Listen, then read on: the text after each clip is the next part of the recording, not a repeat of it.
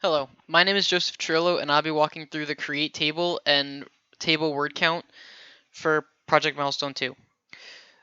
At the top of our create table script, we create the schema if it doesn't exist, and then we use that schema. We then drop the table if they exist with referential integrity in mind. Category links, attendees, reservations, recommendations, reviews, and pictures all rely on foreign keys, so they must be dropped before the table they reference is dropped. Then we can drop parties, restaurants, categories, and users as they don't have any foreign key references. We then create the tables with referential integrity in mind. Users have no foreign keys, so we make them first. A user has a primary key, as seen by the constraint. It is an integer with auto incrementation. The fields for users cannot be null, and there's a new constraint on users that their usernames must be unique. Moving on to categories, these also don't have a foreign key constraint, so their only constraint is they have a primary key, which is the title. Restaurants are then made as they also don't have foreign key restraints. Their primary key is their restaurant ID, and their restaurant name must not be null. The rest of the information can be resembles the UML. Moving on to our first foreign key constraint table, category links has a category foreign key and a restaurant foreign key. And now that categories and restaurant tables have been made, we can now reference these tables. Also, the primary key for the category link is an integer, and it is the category link ID. The constraint for this table is that the category foreign key and the restaurant foreign key references categories and restaurants respectively. When a category or restaurant is updated or deleted, a category link is also updated or deleted as that is their life cycle dependency. Moving on to pictures, restaurants have pictures. The unique primary key for pictures is their URL. And of course, since the restaurant says pictures, the restaurant is a foreign key for pictures. If a restaurant is updated or deleted, its pictures are also updated or deleted. And that can be found in the foreign key constraint. Moving on to reviews, our reviews primary key is their ID. They have content, rating, which can't be null, and their foreign keys are users and restaurants.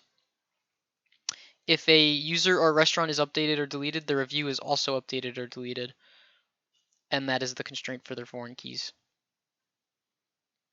Moving on to recommendations, the primary key for recommendation is an integer that is auto-incremented, as seen here. Recommendations have foreign keys from users and restaurants. If a user or restaurant is updated or deleted, the recommendation is also updated or deleted. There's also a unique constraint on recommendations that a user cannot recommend the same restaurant multiple times.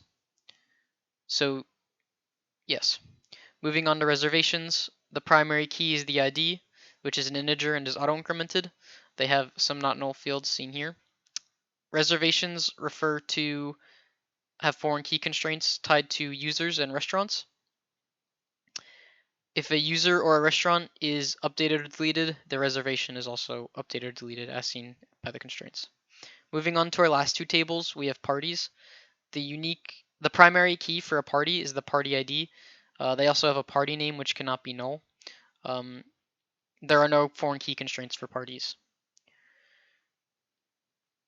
The final table is attendees. Attendees, their primary key is an integer which is auto-incremented. You can see we also have an enum saying yes, no, or maybe for the attending attribute.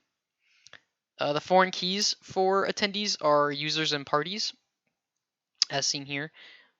So if a user or a party is updated or deleted, the attendee is also updated or deleted. Finally, we have a constraint on attendees where a unique constraint where you can only have one user have an attendee for party. That way, multiple users can't say yes, no, or maybe to the same party. Finally, we have load statements for our CSVs, which are found in the same directory. And down here, we have the row counts for each of these, first from the load data in file, then from the select rows. These rows aggregate to 102,973 rows.